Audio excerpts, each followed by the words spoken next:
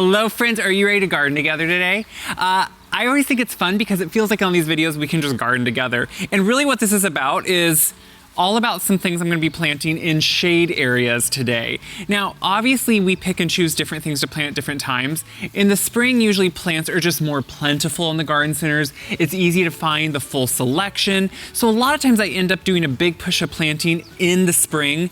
And then when we get closer to summer, it more begins the maintenance, the upkeep, maybe the watering, depending on the year.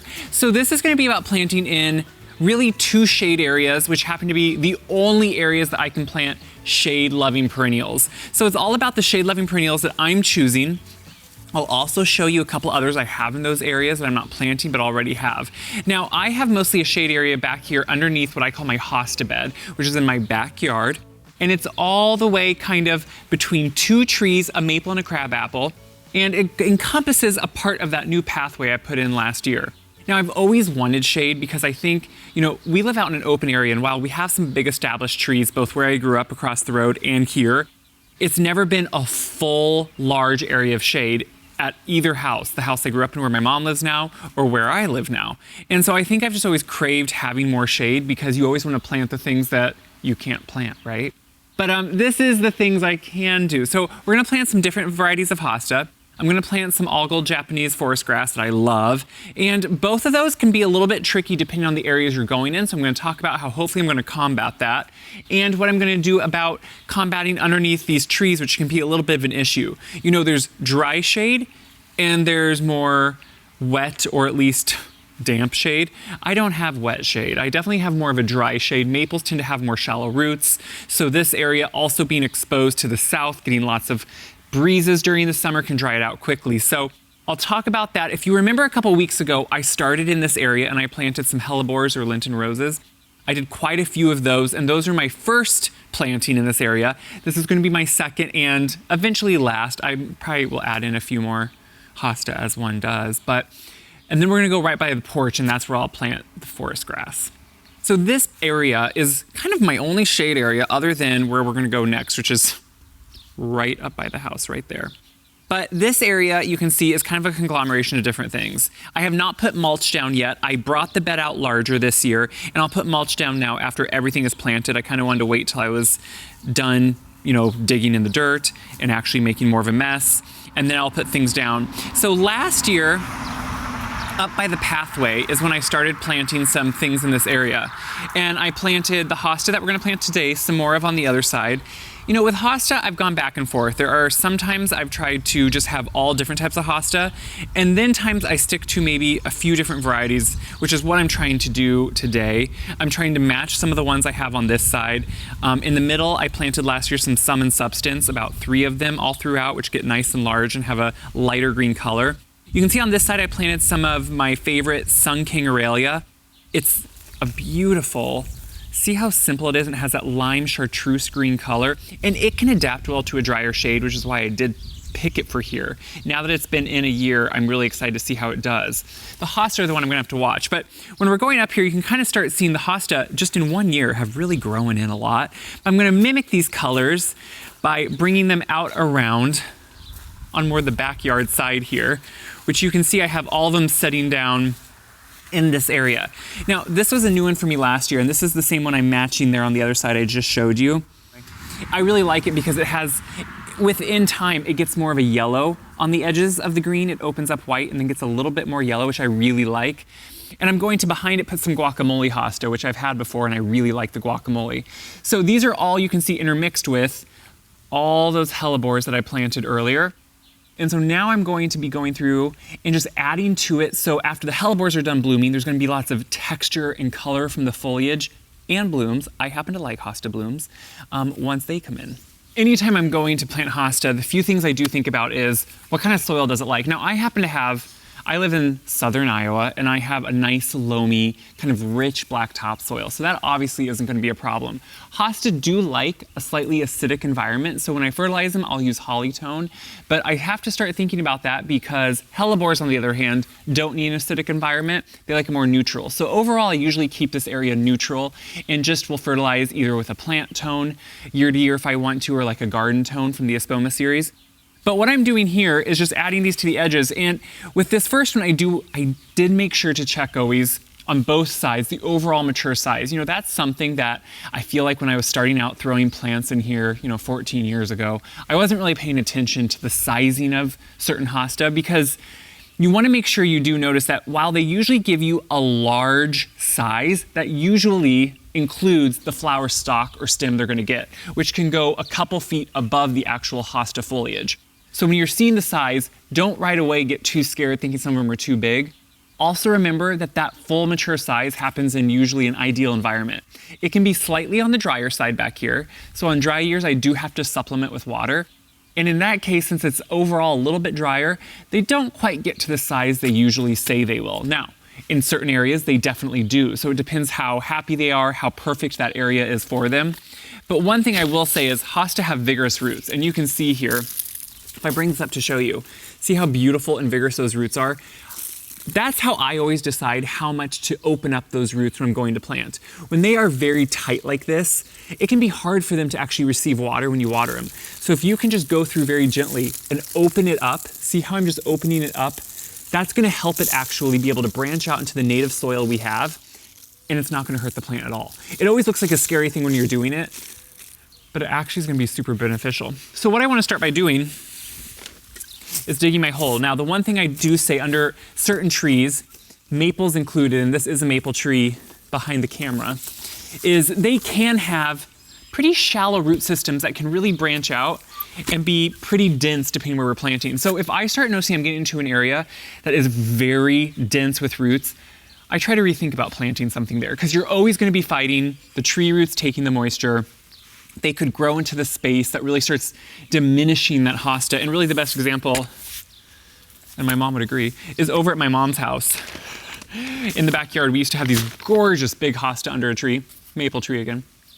And over the years, they kept getting smaller and smaller. It's because those roots kept getting larger and really taking that water. And that's just what happens. And if you overwater under a tree, it really starts to push those roots up. So you really have to be careful about doing that. So in the hole, I'm always gonna put some Espoma Biotone. You know I love to use Biotone. And honestly, I think every year I keep using it, which has been quite a few years now. But remembering to a time when I didn't use it, to watching now how the plants react differently when I do use it, it really is just a root stimulator that really helps these roots acclimate very quickly to a new environment. Now, in this area, if I needed to, hosta do like well-draining soil. They don't like to sit in water. I would definitely add compost if I had an area that was compacted or had a lot of clay. I would add in some of the land and sea compost or some of my homemade compost. But what I'm doing is just making sure I tamp around this area. That's perfect. And now I'm gonna go on and I'm gonna keep planting.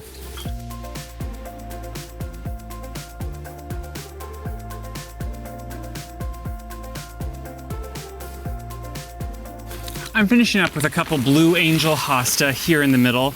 Blue Angel is actually one of my favorite hostas, and for some reason I've never really planted one. It has a slight green to blue color. It's not pure blue, but it does have a nice kind of blue-ish hue to the leaves, especially as they mature. Now this can be a large one in its full size. Now it says like 32 inches to about 70 inches wide. Now that's close to 6 feet wide. I have yet to see one that gets that big in my kind of area, but I will fully embrace and love if it would get that big, because I have big spots here in the middle where I'm putting 2 of these. Now again, that's gonna be with the ample amount of moisture it would like. I doubt it will quite get that here.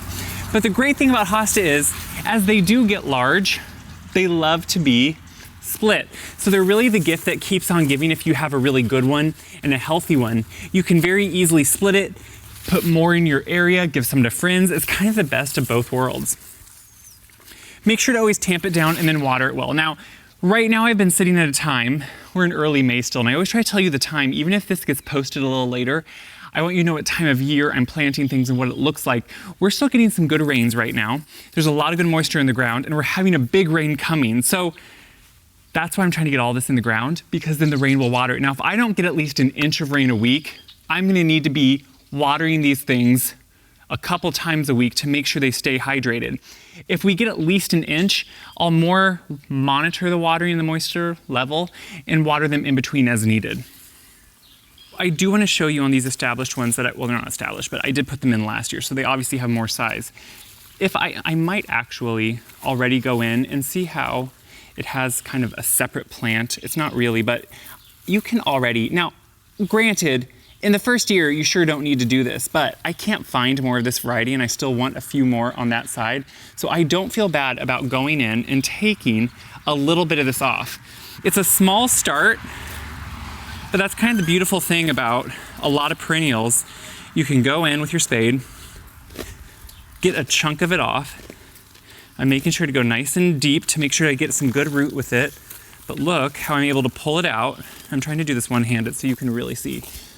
But if you look at all that beautiful root structure with this one plant. So I'm gonna go ahead and stick this in a hole I had dug, put some biotone in it, and already these plants are giving me more in just 1 year.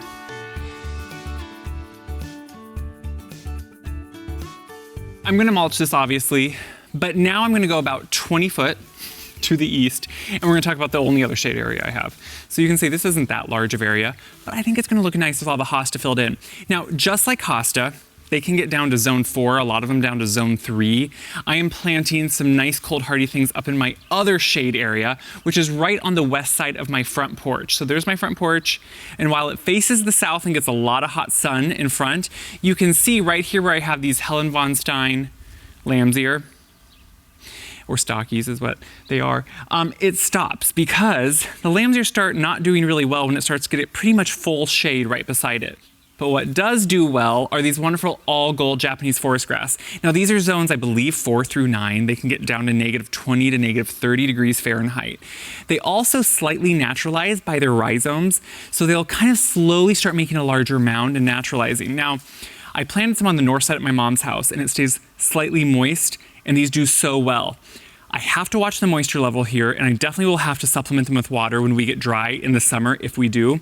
But this lime green color, I'm gonna show you why I really want it here because it sets off and complements what's already planted. So this area is anchored with a Japanese maple, which has that nice deep burgundy color, but it also has that same Sun King Aurelia behind it, which has that chartreuse color.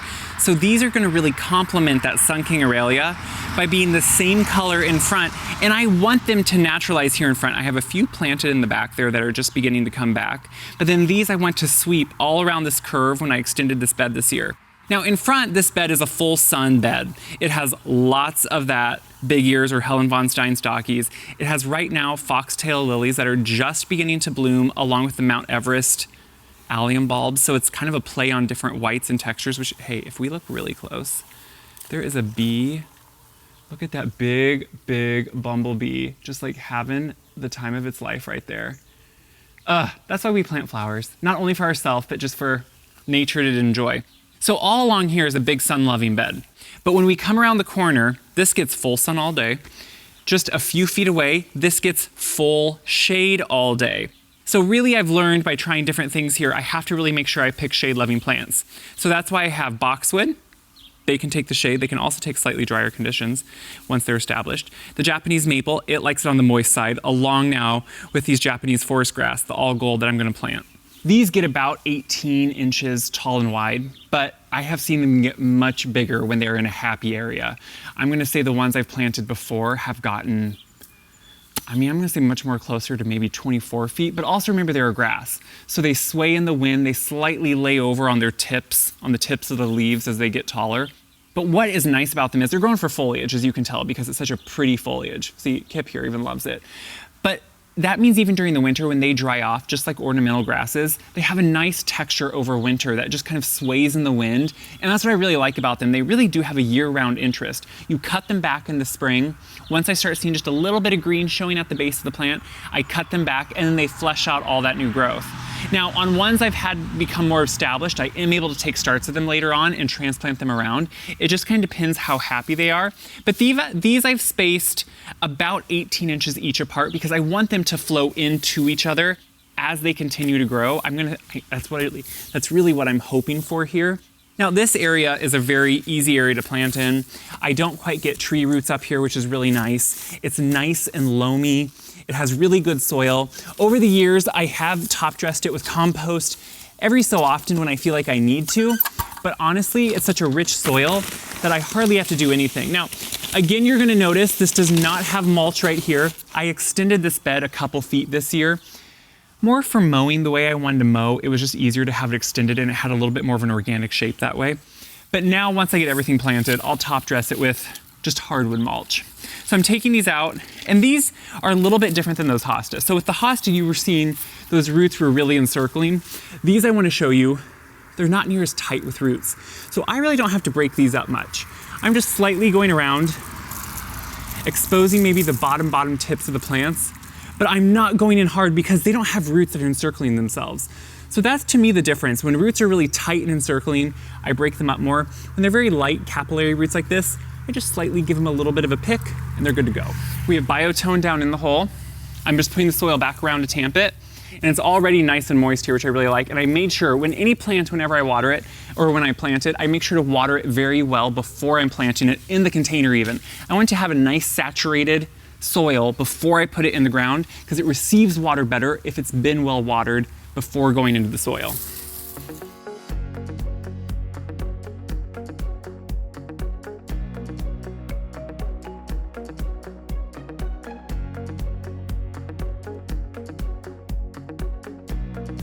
So you can see this area now, when these fill in, it's just gonna be a big bright pop of color.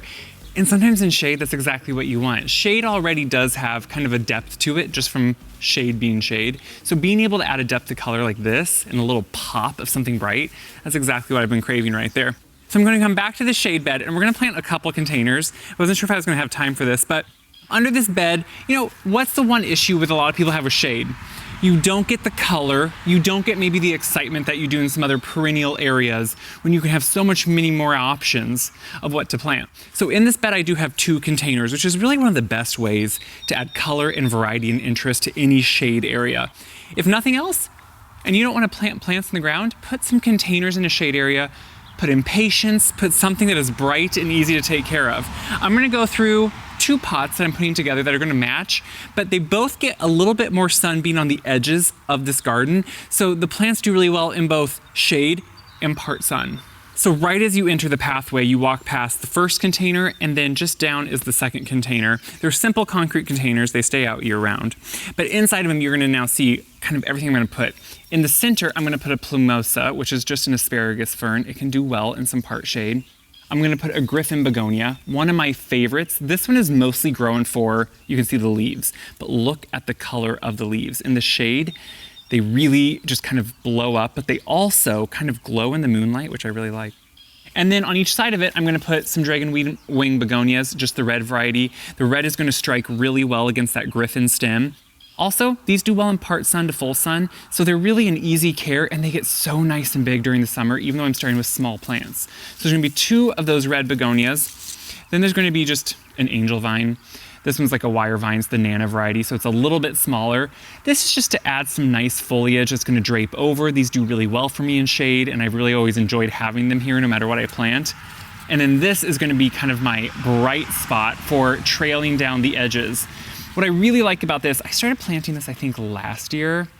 Triscantia is just a really easy one that's gonna have, look at that white color. And what's nice is it falls so perfectly down and it keeps kind of going around the container. So in this container, this was all new soil last year, and when it's really easy to work with, I don't always like to add all brand new soil. Obviously, I use always a good organic potting mix. I love Espomas, but what I do if I just want to be able to get maybe 2 years out of it instead of completely refill the container is I'll leave half of it in, add some new on top, and I will often supplement with just a nice plant tone. This to me is a great way to add some nutrients back to the soil if you're worried it's not going to have a lot in it. You know, that's the thing. Potting soil, once you start really using it year to year, it can become depleted pretty quickly because it's not in the ground where you're adding compost and everything year after year. So in this case, when you add some plant tone, it just adds some nutrients and good organic matter back to a nice big container like this. Also, I'm gonna add, of course, biotone and then just pot everything up. While plant tone that I put in first adds just some great organic matter for the whole season, the biotone is what's really gonna help those roots get a nice jump start in there. So I'm slightly spacing these thinking of the pathway where I'm standing as the beginning that you're really gonna notice. So I'm putting more the taller item slightly to the back, which is this griffin. This is one of my favorite begonias. And I'm just gonna sit it back there. I'm gonna add a little bit more soil as I'm going, which is just gonna be an easy way. Now, one thing I will say, if you wanna know good potting soil from bad potting soil, this Griffin, which was just a simple annual, it has what looks like pieces of perlite in it. It's not perlite. You know what that is? That's just foam. And I really hate when I find pieces of foam in any type of plant, because that means that's gonna go into my soil, and it's a type of plastic, and I don't like that. Now, in a container, we sometimes can't get by having things like this when we buy the plants because we don't know what's in there. But good potting soil, like this Espoma here, the little pieces of white you see in it, these little tiny, they should crush up and become a powder, and these do, because they're actual perlite, which is a very natural occurring substance. And so that's gonna help aerate the soil, and it then just works back in. So that's what's wonderful about it. So it's too bad that this has pretty much styrofoam in it. I really hate that and wish it wouldn't. That's kind of a cheaper way to get by, but that's how you always know. If you're getting a potting soil that has styrofoam, it's not a good potting soil. It's not gonna be good for your garden overall. It's not gonna be good for anywhere you would dump it. It's not good for the plants even. So make sure you have a good quality potting soil, and your plants are gonna be much happier. So I'm putting some extra soil in there, and then I'm gonna put my plumosa in. Plumosa can also be a great house plant. So in the fall, I could dig this up, put it in a container, use it in the house, and then I can have it all season long, and you can keep it year to year really easy. It's in the asparagus fern family, so it's an easy one to keep. We're gonna put one of these red begonias on either side of it, which are really gonna grow in quickly and nicely. That's the great thing about annuals. When you plant them early in the year like this, they all fill in super quick. This is the pistachio white variety, by the way. The variety to me does not matter on this, but I just like the name pistachio white. You can see how vigorous, like already it's sending a new shoot up from the roots. This becomes super vigorous during the summer. And you can save starts of this really easily in the fall too, if you wanna make sure to keep it year to year. So I'm putting this in front, you can see how it's just gonna fall over. And then one of these wire vines right beside it here, which is also going to just fill in really nicely and act as a nice filler that's gonna spill out the front. But then we're gonna have all this layers of texture and foliage, and it's gonna just fill in this whole container to add pops of color with the red begonias all throughout the season against the hosta.